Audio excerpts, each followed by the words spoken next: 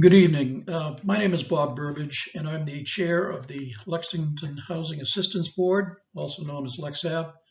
And I'm here tonight to speak to Article 10M, which is the LexHab's request for the design funds for the 116 Vine Street project. The total amount of the request, as you can see, is $100,000. First, a little bit about a history of our request.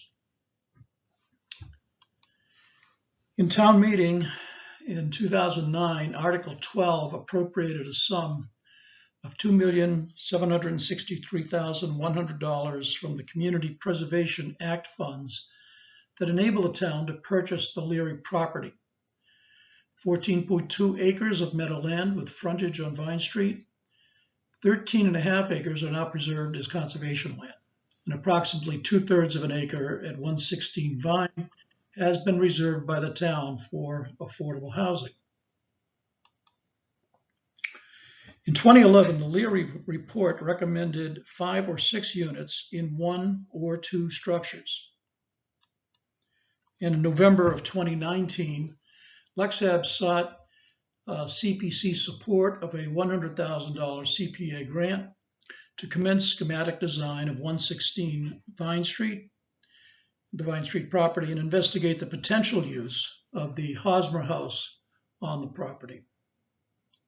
The purpose of the request is to develop community housing project with input from neighbors and stakeholders for up to 6 units of low-income housing.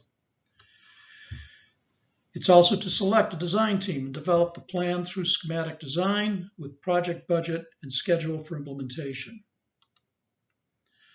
and to study the possible use of the Hosmer House in providing affordable housing at the site.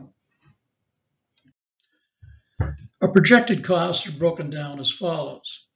We estimate that land surveying, civil engineering, and wetland study would be approximately $30,000.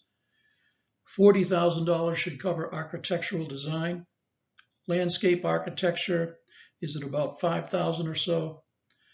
And the Hosmer House feasibility study is $25,000 for an estimated total project cost of $100,000. Our anticipated process would look something like this.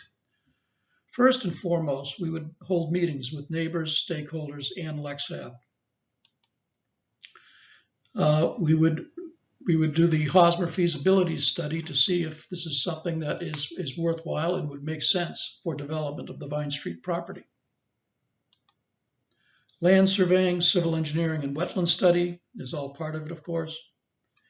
Collaborating with planning department, town engineer, and neighborhood on traffic concerns is also important.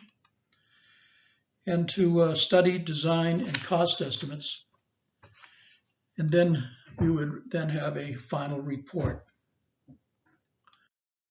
Neighbors and stakeholders. LexHab will hold public meetings with all interested parties to address questions and concerns about the eventual development of the property. All property holders who live within a 500-foot radius based on the town mailing list of 116 Vine Street will be notified of these meetings. Let's talk about study and schematic design components.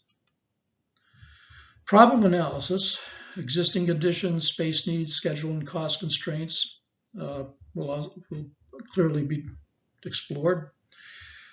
We'll identify special regulatory requirements, concept design options, potential solutions, square footing and massing, and of course, opinion of costs, and then a LexHab approved solution.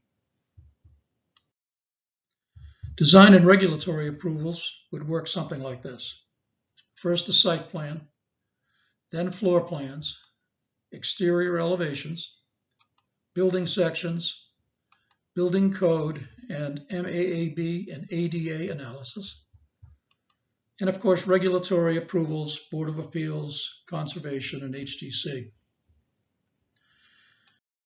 Lastly, I would suggest, if you haven't seen it already, is to go to our website, the LexHab website, and watch a video that was prepared recently by the students at Minuteman High School.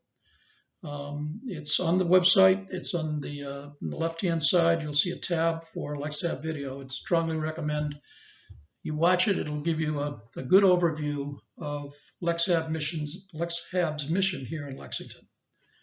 So I thank you for your consideration, and have a good night.